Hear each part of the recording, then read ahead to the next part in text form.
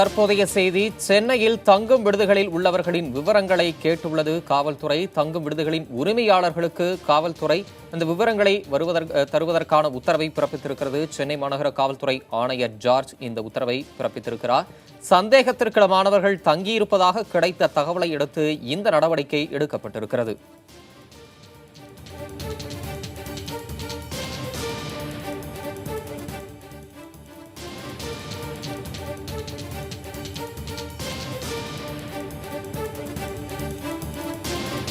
தற்போதைய செய்தி. சென்னையில் தங்கும் விடுதிகளில் உள்ளவர்களின் விவரங்களை கேட்டுள்ளது காவல்துறை. சென்னை காவல்துறை ஆணையர் ஜார்ஜ் இந்த உத்தரவை பிறப்பித்திருக்கிறார். சந்தேகத்திற்கிடமானவர்கள் தங்கியிருப்பதாக கிடைத்த தகவலை அடுத்து இந்த நடவடிக்கை எடுக்கப்பட்டிருக்கிறது. இதுகுறித்த விவரங்களை தருவதற்காக நமது தலைமை செய்தியாளர் மகாலிங்கம் பொன்னுசாமி இணைப்பில் இருக்கிறார். அவரிடம் கேட்கலாம். மகாலிங்கம், சென்னையில தங்கும் விடுதிகளில் உள்ளவர்களின் விவரங்களை தருவதற்கு விடுதி உரிமையாளர்களுக்கு காவல்துறை உத்தரவிட்டிருக்கிறது. சந்தேகத்துக்கிடமானவங்க தங்கியிருப்பதா கிடைத்த தகவலை அடுத்து இந்த நடவடிக்கை எடுக்கப்பட்டிருக்கிறதா தெரிவிக்கப்பட்டிருக்கு. இந்த சந்தேகத்துக்கிடமானவர்கள் அப்படின்னு நாம யாரை புரிஞ்சுக்கிறது? இந்த உத்தரவு வழங்குவதற்கான காரணம் என்ன?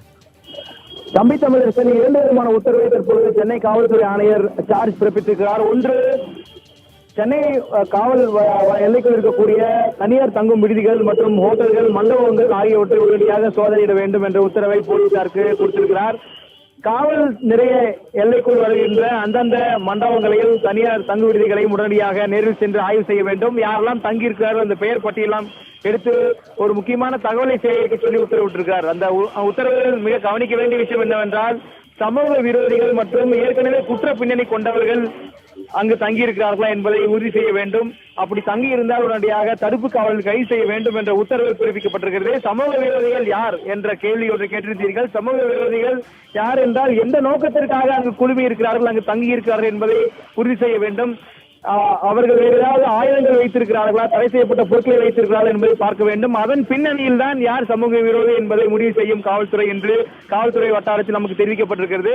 இன்னொரு மிக முக்கியமான உத்தரவும் தற்பொழுது சென்னை மாநகர காவல்துறை ஆணையரால் பிறப்பிக்கப்பட்டிருக்கிறது. அது என்னவென்றால், சென்னை மாநகர காவல் எல்லை முழுவதும் காவல் கண்காணிப்பை உறுதிப்படுத்தவும் அதிகப்படுத்தவும் உத்தரவு என்பது பிறப்பிக்கப்பட்டிருக்கிறது.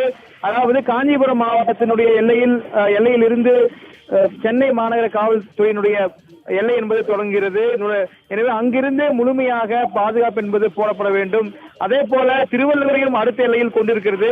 எனவே இந்த 2 எல்லையும், திருவள்ளூர் மற்றும் காஞ்சிபுரம் ஆகிய மாவட்டங்களில் ஆரம்பிக்கும் சென்னை மாநகர காவல் நிலைய அந்த எல்லையிலும் பாதுகாப்பை பலப்படுத்த வேண்டும் என்ற உத்தரவும் பிறப்பிக்கப்பட்டிருக்கிறது.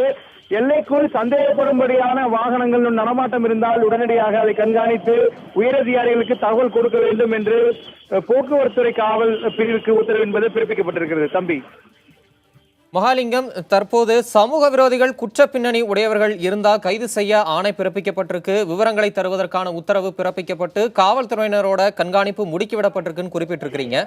எந்த அடிப்படையில தற்போது திடீரென்று இது மாதிரியான உத்தரவு பிறப்பிக்கப்பட்டிருக்கு? இப்ப இருக்கிற அரசியல் சூழலோ இல்ல வேறு ஏதாவது சம்பவத்தின் அடிப்படையில இந்த உத்தரவு பிறப்பிக்கப்பட்டிருக்கா? என்ன காரணம்? உத்தரவு என்று கேட்டிருக்கிறீர்கள். இதுதான் ஒரு மிக முக்கியமான கேள்வி. ஏனென்றால், தற்போது எம்எல்ஏக்களில் பலர் தங்களுக்கு தொடர்ந்து மிரட்டல் வருவதாக புகார் கொடுப்பதாக சொல்லப்பட்டிருக்கிறது. அதே போல நீதிமன்றத்திலும் வழக்குகள் தற்போது தொடுக்கப்பட்டிருப்பதாக சொல்லப்பட்டிருக்கிறது. இந்த பின்னணியில் இது போன்ற மிரட்டல் எடுப்பவர்கள் அல்லது பிற மாவட்டங்களிலிருந்து சென்னையில் வந்து தங்கி கொண்டு அடிக்கடி மிரட்டல் கொடுக்கிறார்கள் என்ற புகார் வந்திருக்கிறது. எனவே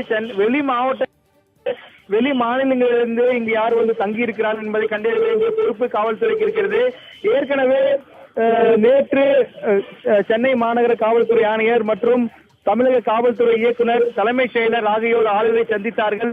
அப்போதும் சட்ட ஒழுங்கு குறித்து பேசப்பட்டது, ஆளுநரோடு விவாதிக்கப்பட்டது. அப்போது ஆளுநர் சொன்ன விஷயம் என்னவென்றால், சட்டம் ஒழுங்கு மிக நேர்த்தியாக இருக்க வேண்டும், அதில் எந்தவித குளறுபடியும் வந்துவிடக் கூடாது என்று மிக தெளிவான உத்தரவுகளை காவல்துறை அதிகாரிக்கு சொல்லியிருந்தார். தற்பொழுது இந்த நடவடிக்கைகளை சென்னை மாநகர காவல்துறை எடுத்து வருகிறது என்று பார்க்கலாம்.